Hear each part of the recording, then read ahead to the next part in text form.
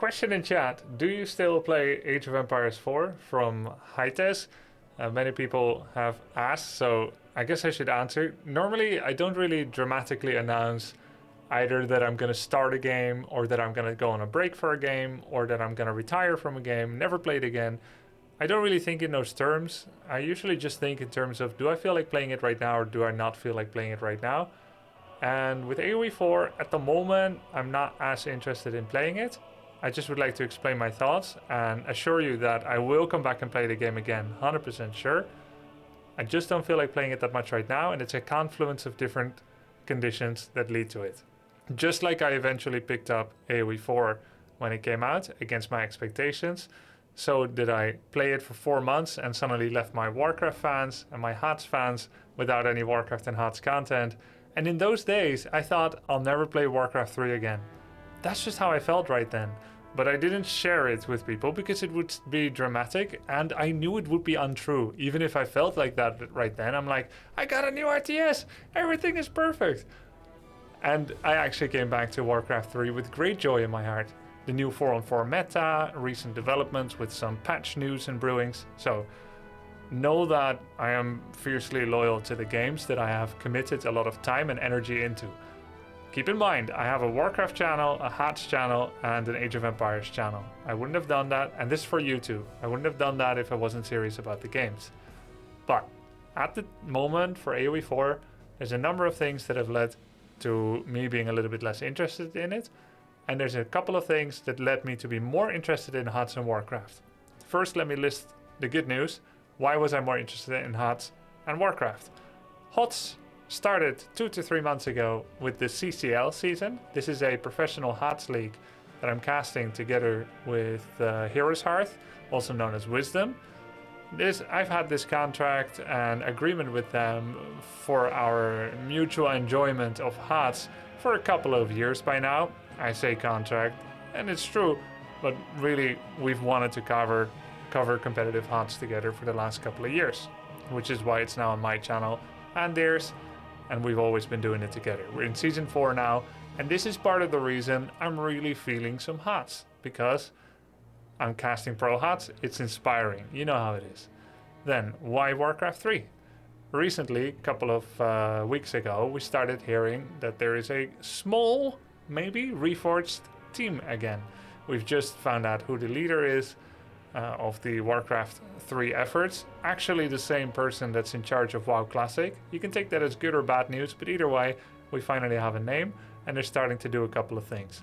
Most likely they'll disappoint in true Blizzard fashion, but I want to be there for any changes, as Warcraft 3 has been the most important game in my life and I'm really enjoying it and it's exciting. I also have to say, I let how much support I get for every game a little bit influence what I end up playing.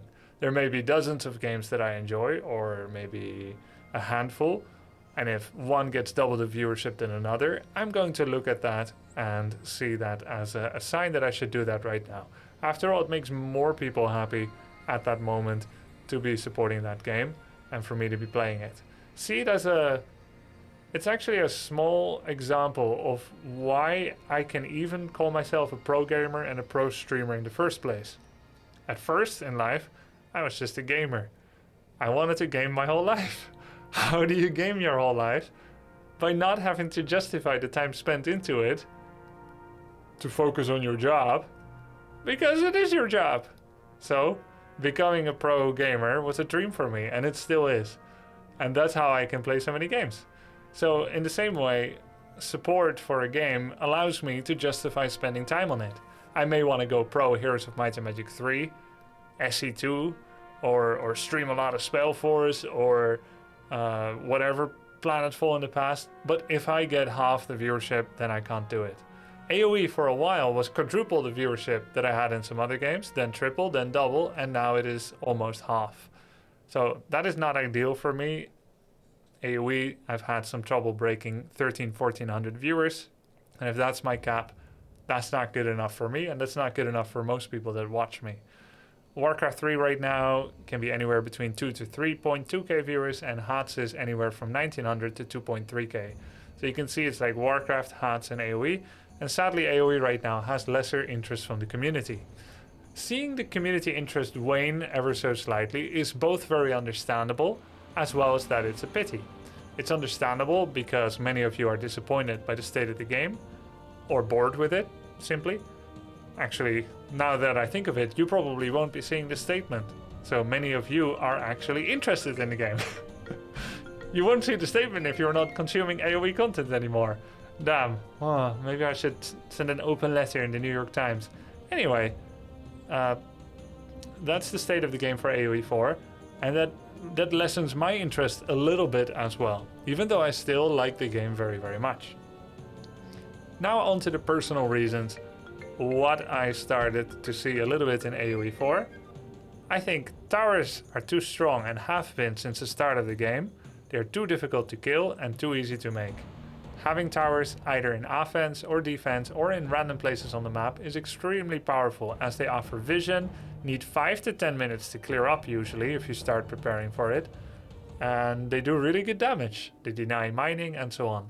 And while I've enjoyed my own amount of towers from time to time as well, at some point something's gotta give. Getting tower rushed by Mongols again, or that sneaky new wooden fortress tower rush from Rus with a wooden palisade around it and trebuchets. It's cool cheeses, and I commend people that play it. And had I had 100% motivation for the game, I don't think it would have bothered me as much. But every time I felt a little soul crushing and a little bit less interesting. So the towers, I think they're a bit too strong. It is a shame. I really enjoyed AOE4 content. And I'll be back again too, Romy. When there's new civs, when I feel like playing it again, when there's a lull in content for Hearts or Warcraft 3, I'll be back again. And it is a shame. And the fact is, and I don't like saying this because AOE4 community has been amazing, and everyone that still wants to watch me play, I really feel sorry for you as well that you're not getting that content right now. But I will say that 99% of people that ask me to stream AOE, like, are you still streaming AOE? When is your next AOE stream? 99% of people are non-subs. And I do like to value everyone, but I have to weigh my sub opinions a little bit stronger. When people generally ask for Warcraft, generally they're a sub. It's 99% of the cases a non-sub, and this is not a guilt trip. Nobody has to support. You don't have to. You're already supporting just viewing, making a few jokes in chat, being part of the community, helping each other, having a laugh, even lurking. It's just something I noticed, and I have to kind of weigh that in as well. Then, back to the game state, there are a number of control scheme issues in AOE4 that have been a problem since the start of the game. Honeymoon period has allowed many of us to gloss over it, but we're going 10 months now after release, almost 9 months, and many of them still haven't been fixed. Many have, but many haven't. There's the shift bug. There's the fact that sometimes inexplicably my scout moves into enemy TC, even though I'm an experienced RTS player and I know I didn't do it on purpose. I shift clicked it around the TC, it goes into the TC. There's the unit hitbox bugs. There is the fact that I can't click a deer when it's alive, when it's on top of a dead deer. That you can't see a deer when it's in the stealth forest. That TCs cannot be shift targeted. That units that have shift rally points still don't have a rally point flag, so you don't know how your units are rallied. Buildings have it, so the technology is there, but units do not have it yet. And I have been spending dozens of hours, if not hundreds of hours, giving feedback to the AOE4 developers behind the scenes. They are more receptive than Blizzard. I'm talking to devs. That is a novel and very pleasurable feeling, that they are listening to us. Both the front team that they use for balance, Forgotten Empires, and Relic themselves have been in a Discord with us to hear our feedback. And they've been iterating on our feedback, and that is fantastic. We've had discussions. I think they're well-intentioned people. I think they're good people. I think they mostly know what they're talking about, and they mostly know what we mean when we give feedback, but not always enough. They don't always understand what we're saying enough when I feel like it, because they are not experienced RTS players. And when they did make RTSs, they weren't designed to be competitive RTSs. Take, for instance, Iron Harvest. Take Company of Heroes. Take They Are Billions. These are RTSs that many of my fan base have talked about often, about being good RTSs and fun. But when you put them to the test in a one-on-one hyper-competitive format, every RTS will fall in shambles with their control scheme eventually. That is my theory right now.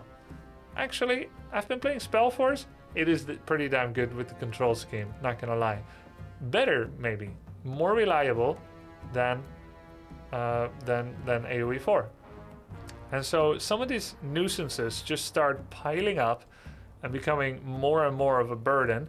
And then those things that were most fun about AOE4 initially, the joy of exploration, the joy of discovering 8 new civs, the new balance patches, the hope for content, the hope for a ranked season, all these things, eventually you've done them all, and that's okay. Maybe not every game is meant to be played for 10 years, 15 years. In terms of the legacy of a game, 15 years is abnormally long. And just because HATS is going strong, StarCraft 2 is going strong, Warcraft 3 is going strong, with active multiplayer sustainable fan bases still playing the game, that doesn't necessarily mean AOE4 has to be one of them. Of course, Relic would like it to be, but then we needed to have certain changes a bit quicker. And I would have liked AOE4 to be that. And maybe it will be at some point, but I don't think it is yet. So, at this point, I don't feel terribly excited to play it. I think the new rank system isn't that good compared to Quick Match. I think the Quick Match ranking was working better and was more interesting. You had your global ranking.